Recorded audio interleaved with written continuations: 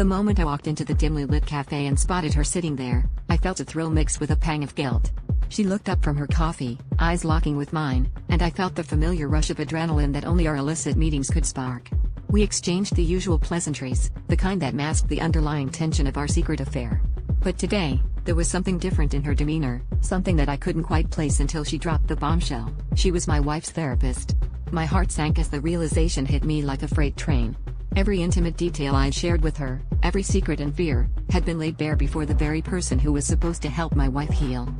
I could see the color drain from her face as she registered my shock.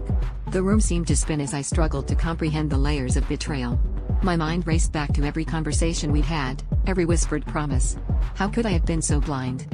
The irony of it all was brutal, and a bitter laugh escaped my lips despite the knot in my stomach. In that moment, the cafe felt too small, too suffocating, trapping us in this tangled web of deceit.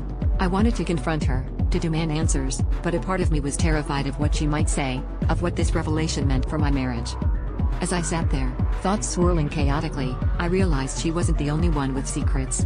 I had been grappling with my own demons, buried deep beneath layers of denial. The affair had been my escape, a reckless attempt to fill the void within me, yet now it threatened to unravel everything. I could see the hurt in her eyes, the regret, but also a flicker of something else, relief, perhaps? It was clear that this moment of reckoning was inevitable, but neither of us had anticipated it would come crashing down so spectacularly. The cafe buzzed with oblivious patrons, and I felt like an actor on a stage, exposed and vulnerable. As we sat in silence, I realized that the real conflict wasn't just between us but within myself. Would I continue down this path of self-destruction, or would I confront the fractures in my life head-on? The choice was mine, but the cost of each was terrifyingly clear. In the end, it wasn't just about the affair or the betrayal, it was about rediscovering who I was amidst the chaos. The revelation, as devastating as it was, forced me to face the truth I'd been avoiding all along.